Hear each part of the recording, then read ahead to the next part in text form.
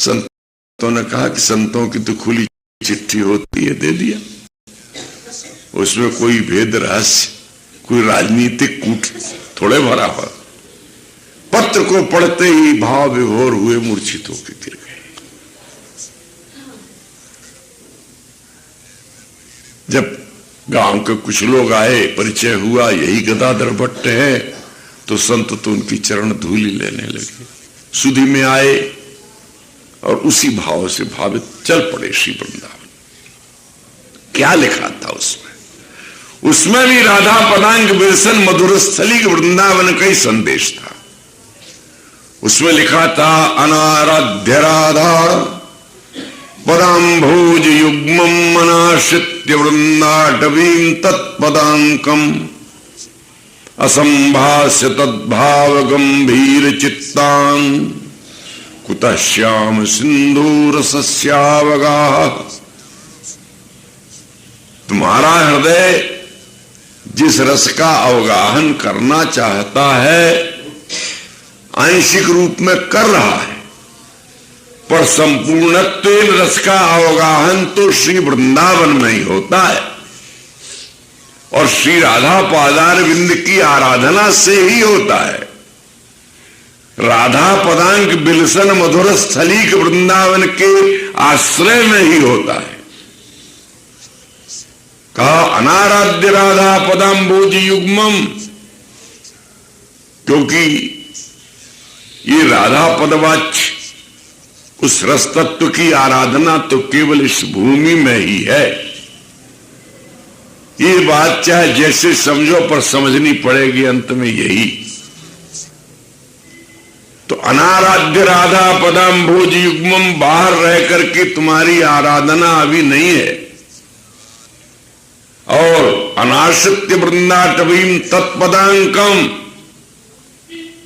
इस मधुर स्थली श्री वृंदावन को, जिसमें स्वामिनी की जुगल चरणारविंद की वे कोमल कोमल मंगलमय चिन्ह चिन्हित हैं, इसका आश्रय लिए बिना तुम्हारे हृदय में रस का विलास उमड़े, प्रकट हो, ये कल्पना छोड़ दो। और एक बात, असंभास तद्भाव गंभीर चित्तान,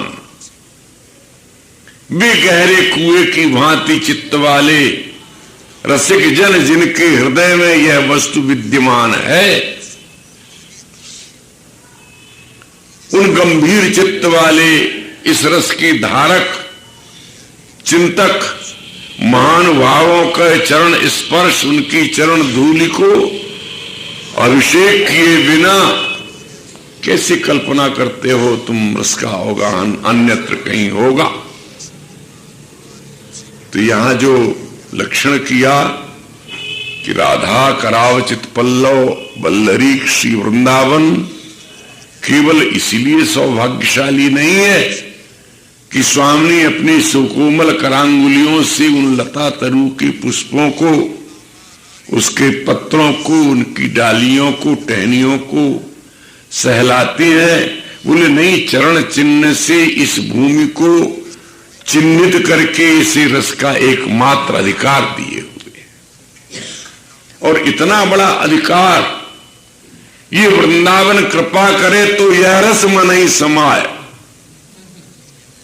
इसलिए दूरादपास स्वजनान सुखमर्थ कोटिम सर्वेषु साधन वरेषु चिरम निराशा वर्षम तमेव सहजाद्भुत सौख्यधाराम श्री राधिका चरण रेणुम हम स्मरामि। श्री राधिका चरण रेणुम अर्थात श्री वृंदावन धाम। वृंदावन धाम की वरीयता महिमा इसीलिए न है कि ये श्री राधा चरण रेणु से संबंधित है। जैसे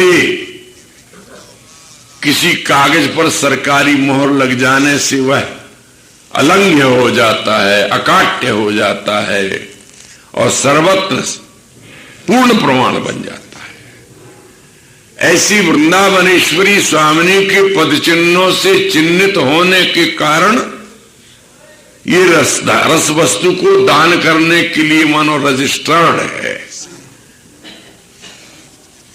भजन रसमयी विपिन धर समुझ बसे जो कोय, प्रेम बीज ती खेत में निश्चय अंकुर हो। ये भजन रसमयी भूमि है। और देश के बसत ही भजन अधिक जो होए, तेई समसर पूजत नहीं वृंदावन रहे सोए। ये हमको आपको सोने के लिए, हम सोते सोते आज बहुत देर कर गए। हमारे मन में कल्पना थी कि अभी 3:30 बजने वाला है, तब तक गोपाल ने कहा ये क्या हो गया महाराज जी, 7 मिनट रह गए 4:30 बजने में। हड़बड़ाए और जितनी जल्दी किया उतनी और देर होती चली गई, 15 मिनट लेट हो गए। वृंदावन तो अपने आप को निश्चिंत होकर के छोड़ दो, इसमें न लोक की परवाह हो न परलोक की चिंता हो। क्यों रोते हो बेमतलब कि हमारा उद्धार कैसे होगा, हमारी सदगति कैसे होगी। एक जगह किशोरी अली नाम के संतू, उन्होंने कहा रे राधिका सी स्वामिनी मिली, राधिका सी स्वामिनी मिली तब मन में खेद, तो किशोरी अली वृथा ही बकत हैं सब वेद। ये जो वेद शास्त्र पुराण संहिताएं जो तुमको बार बार सचेत करती हैं, तुम्हारे अंतरात्मा में विश्वास न होने के कारण ही ये सारा दुख है। विश्वास बड़ी भक्ति है। जितनी तुम 1000 माला फेरते हो उससे बड़ा भजन विश्वास का है। महापुरुषों ने कहा है जो है मन विश्वास ध्रुव तो सुधरे सब बात, ना तो माया पंथ में फिरे तुझे ठक्कर खात। हमारे पूज्य स्वामी श्री अखंडानंद जी महाराज कभी कभी विनोद में कहते थे, अरे बाबा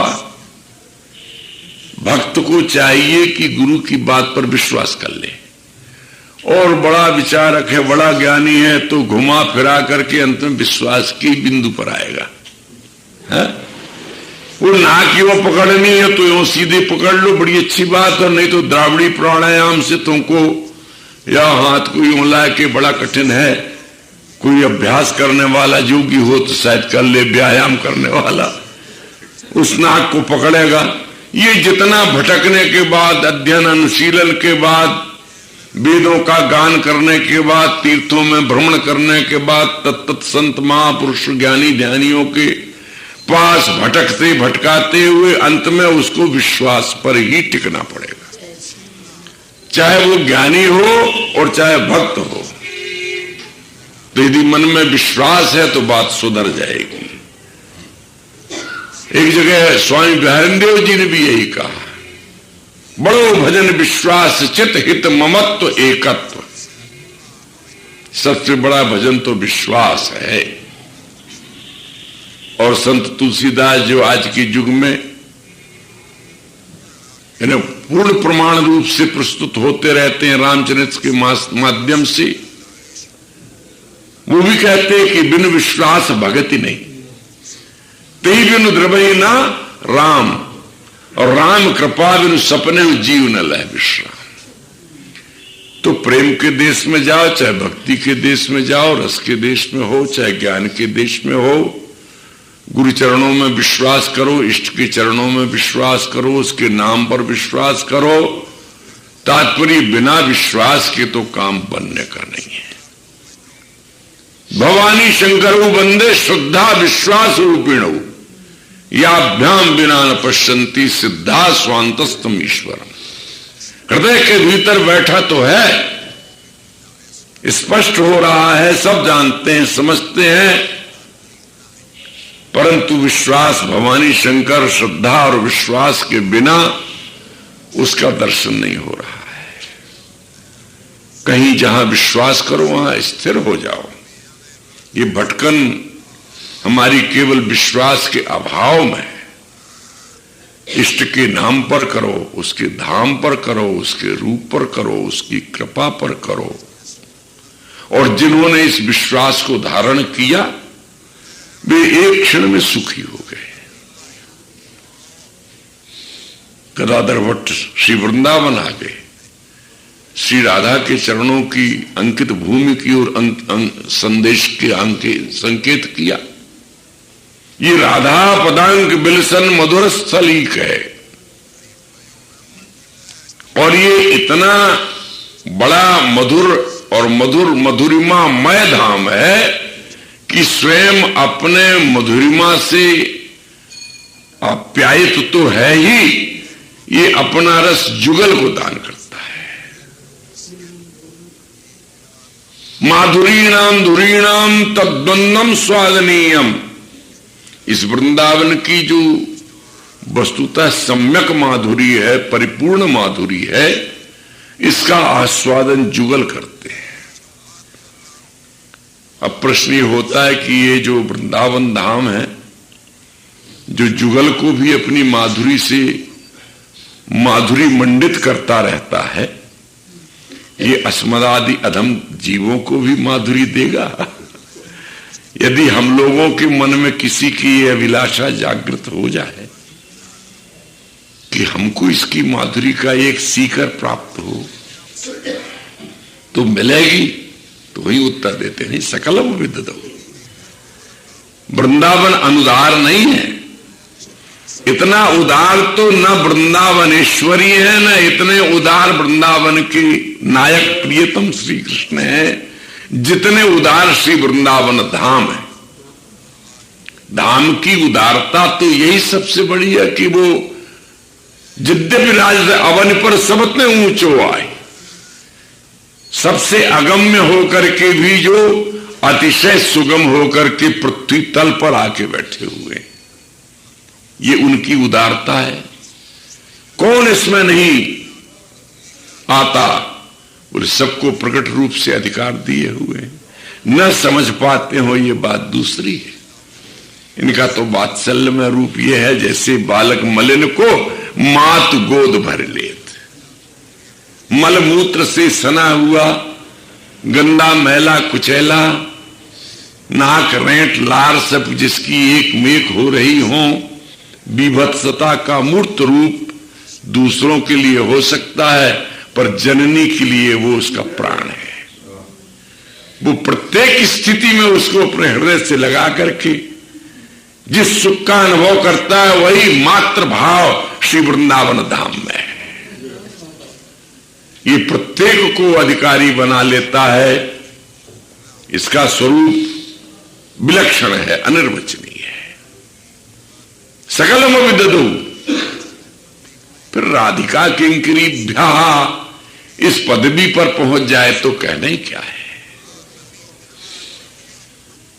जैसे योग्य शिष्य को, योग्य पुत्र को, जो पितृ भक्त है, समर्पित भाव से जो सेवा परायण है, पिता निसंकोच रूप से अपनी चाबी देता है, गुरुदेव उसको अपनी अरे लौकिक ही नहीं पारलौकिक संपत्ति का अधिकार दे देते।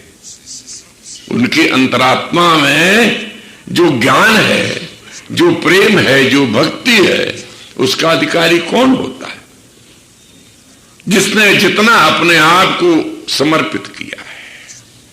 ऐसे ही जो साधना के देश में, उपासना के देश में किंकरी भाव से भावान्वित हो जाए तो वृंदावन का वो कोश रस की मंजूषा जो प्रिया प्रीतम के प्रेम विलास में संकेतित है, खुल जाता है कपाट उसके लिए। उसके लिए फिर कहीं कुछ रोकथाम नहीं रहती।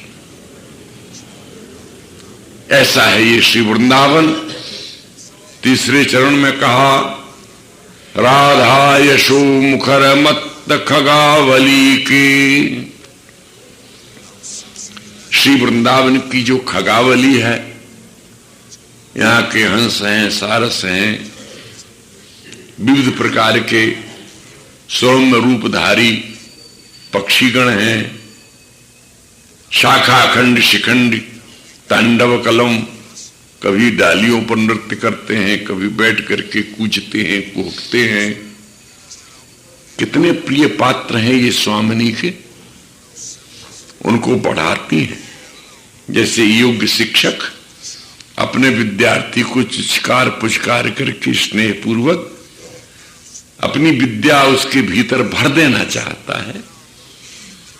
स्वामिनी उनको पढ़ाती हैं, श्लोकान पृष्ठ यशोंकतान ग्रह शुकान अध्यापयेत करहिचित गुंजा मंजुल हार वर मुक्टाद्यावेदिंशाग्रता। कभी इन मैनाओं को, सारिकाओं को, शुकों को पिंजरे से बाहर करके अपने गोद में, हाथ में करकमल में विराजमान करके एक स्नेह का करकमल फेरते हुए उनको श्लोक स्मरण कराती हैं। कौन से? बोले पृष्ठ यशोंकितान, अपने प्रियतम के यश से मंडित जो श्लोक पद गीत हैं, शुकों को, सारिकाओं को पढ़ाती। यहां के शुक, यहां की सारिकाएं, यहां के हंस, कारंडव, कपूत आदि डालियों पर बैठ करके श्री राधा का यश गान करते रहते हैं। एक भूत यश, एक भावी यश, एक वर्तमान यश। मत्कंठे किम नकर शिकया दैत्य राजोस्मिनाहम महिवम पीडाम कुरुचितते पूतना नाहमस्मि इत्थम कीरैर अनुकृत वचा। कभी कोई निकुंज देश में, वैसे तो कभी क्यों, नित्य निरंतर ये लीलाएं होती हैं।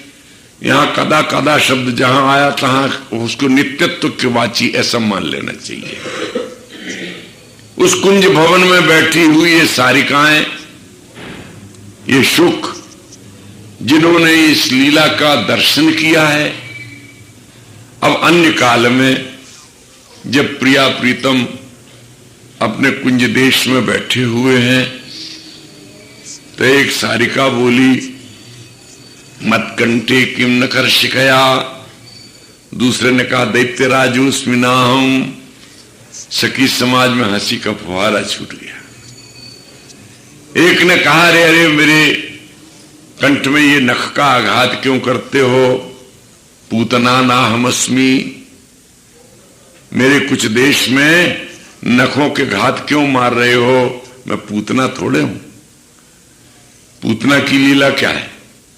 6 दिन के श्री कृष्ण, उनको मार डालने की बुरी मंशा से कंस की भेजी हुई ये दुष्ट राक्षसी, लोक बालग्नि राक्षसी, मधुरा रुधिरासना, रक्त ही जिसका भोजन था, शिशुंस,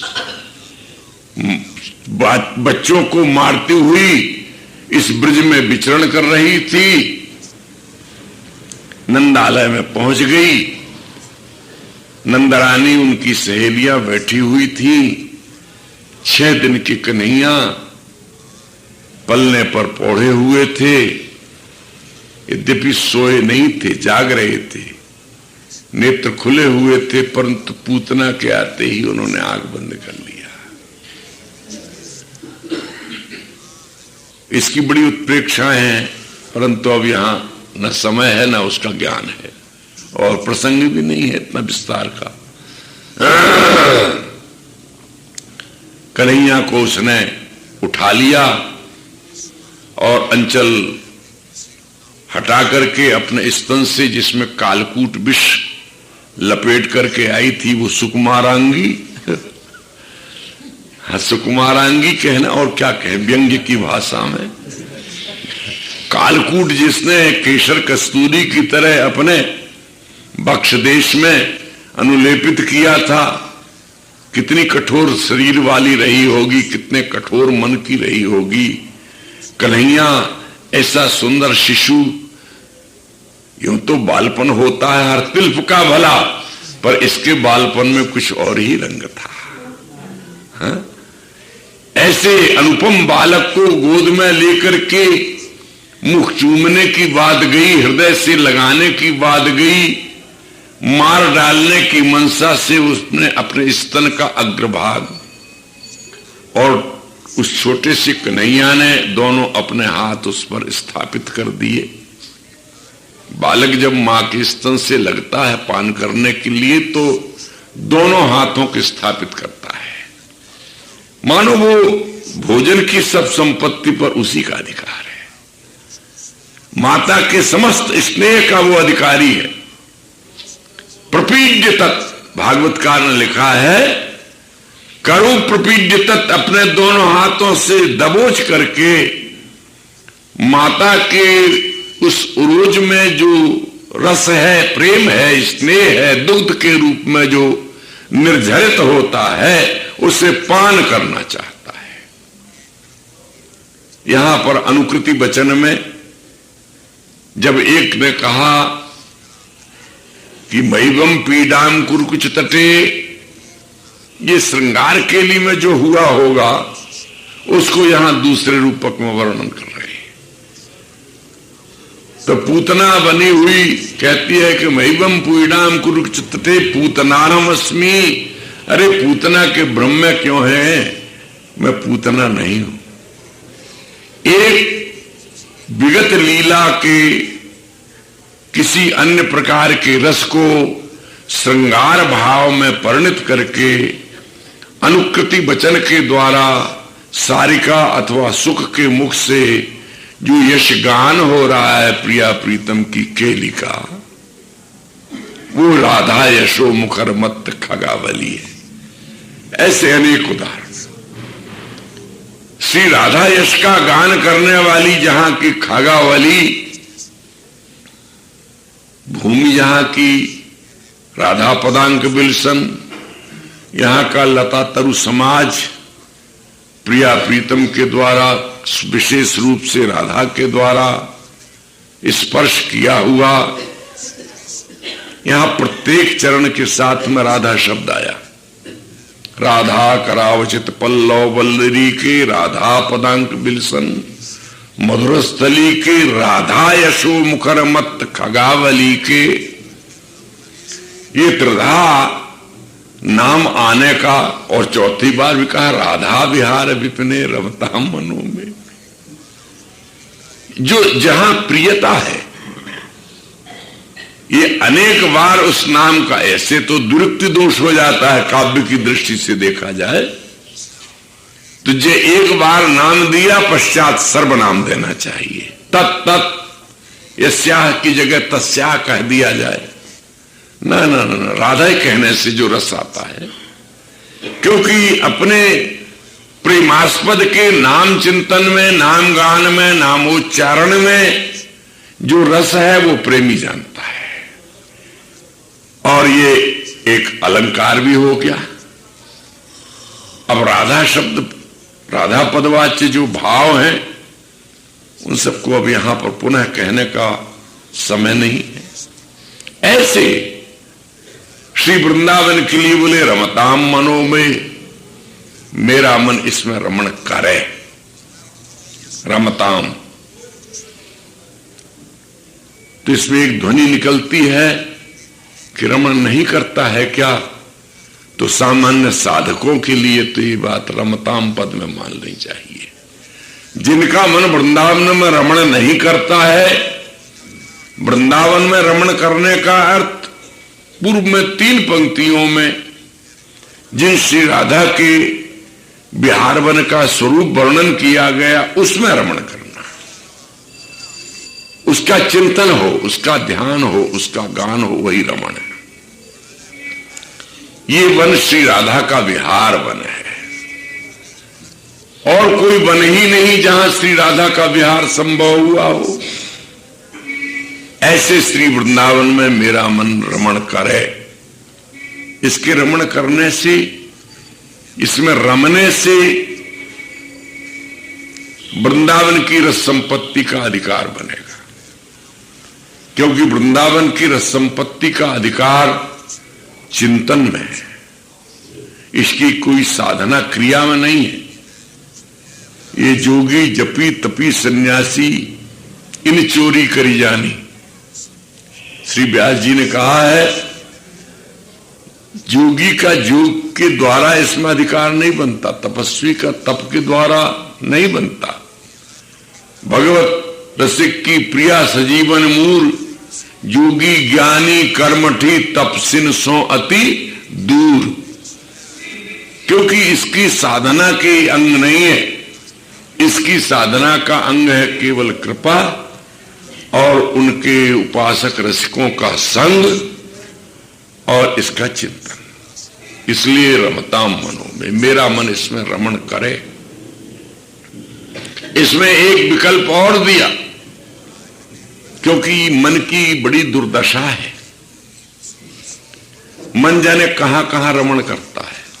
उस दूरी में जाकर के उसका सोचना, इस समय माने रस का एक आभास की ओर पहुंच जाना हो जाएगा। अपने अपने मन से देखिए कि कहां भ्रमण करता रहता है मन। श्रीमद् वल्लभाचार्य पाद ने तो अपने भाष्य में लिखा है कि ये मन उस मक्खी की तरह है जो शहद के अथवा किसी मिष्ट पदार्थ के शर्करा से बने हुए मधुर मधुर रस में बैठ करके उसका आस्वादन करते करते जैसे मक्खी उड़ के जाके विष्ठा में बैठ जाती है। आस्वादन तो ले रही है, भरी परात में लवालब जो मधुर मधुर सुगंधित रस भरा हुआ है गुलाब जामुन का, जलेबी का, और एकदम मक्खी उड़ के जाकर के 3.5 दिन की विष्ठा में भिनभिनाने लगती है, जाके उसका स्वाद लेती है। तो क्या इस मधुर मधुर मिष्ट मिष्ट रस से अधिक रसमय स्वादमय सुखमय है वो विष्ठा? बोले नहीं, बोले ये मक्खी का स्वभाव है, काल कर्म स्वभाव और गुण से घिरा हुआ है ना ये जीव। तो स्वभाव की दुर्दशा बताई, ये स्वभाव है इसका। इस महामधुर रस का त्याग कर देना इसके लिए कोई आश्चर्य नहीं है। यदि रमण करें तो इसको बड़ी भाग्य मानना चाहिए, क्योंकि जीव का सहज स्वभाव विषयों की ओर दौड़ भागने का है। कृपा मानी जाए कि विषयों से विरत हो जाए, पर ऐसा तभी हो सकता है जब गुरु की कृपा हो, इष्ट की कृपा हो, धाम की कृपा हो, किसी ऐसे की कृपा हो जो इसके साथ हमको जोड़ दें। अन्यथा बड़े बड़े संत रो गए। एक जगह तुलसीदास जी रोए, मैं जानी हरि पद रति नाही, सपन हूं नहीं विराग मन माही, जे रघुनाथ चरण अनुरागी, तिन सब भोग रोग सम त्यागी, काम भुजंग डसत जब जाही, विषय निम्ब कटु लगत न ताही। कामना रूपी भुजंग सर्प के डस लेने पर, विषय रूपी नीम कटु कड़वी नहीं लगती। जिसको सर्प डसता है विष की व्याप्ति हो जाती है, विष व्याप्त हो गया इसे जानने के लोग नीम का पत्ता चबवाते हैं उससे। वो कहता है कि कड़वा नहीं लगता, तो मान लो विष व्याप्त हो गया। तो काम भुजंग डसत जब जाही, तो विषय निम्ब कटु लगत न ताही। कैसे जाए ये दुख? बोले जब कब राम कृपा दुख जाई, तुलसीदास नहीं आने पाई। मन का तो कोई भरोसा नहीं है। राधा विहार विपने रमताम, रमेगा कि नहीं रमेगा? कृपा करें वृंदावनेश्वरी स्वामिनी, वृंदावन धाम, तो उसमें रमण हो जाए। और इसी के साथ आज हमने 15 मिनट की देर की थी, तो 15 मिनट आपका यहाँ पूरा कर दिया। 6 बज गया। बोलिए श्री राधा वल्लभ। अब अगले श्लोक में एक मधुर मधुर सखी भाव से हास्य की कल्पना की गई है। कृष्णामृतम चल विगाढ़ मिति रीताहम, तावत सहस्र रजनी सखी आवदेती, इत्थम विहस्य वृषभान श्रुते लप्से, मानम कदा रसद केलि कदम बजातम। प्रीति जब निकटता को प्राप्त कर लेती है तो सख्यत्व आ जाता है। अभी जो चरण रेणु का अधिकार मांगते थे, मन को जो रमाने की बात कह रहे थे, वो एक विनोद में पहुंच गए। सखी स्वामिनी से कहती है, सखी स्वामिनी ने कहा, सखी चल कृष्णामृत अवगाहन करयामे। कृष्णामृत, कृष्णा नाम यमुना, तस्यामृतम तज्जलम, यमुना के जल में नहाया मैं। तो सखी बोली कि थोड़ा रुको, रात को कृष्णामृत का अवगाहन अच्छा होता है। कृष्ण के अमृत का अवगाहन रात्रि काल में अच्छा होता है। ये तज्जाति जो हास्य विनोद है कल निवेदन करेंगे और कल का ही दिन अंतिम होगा।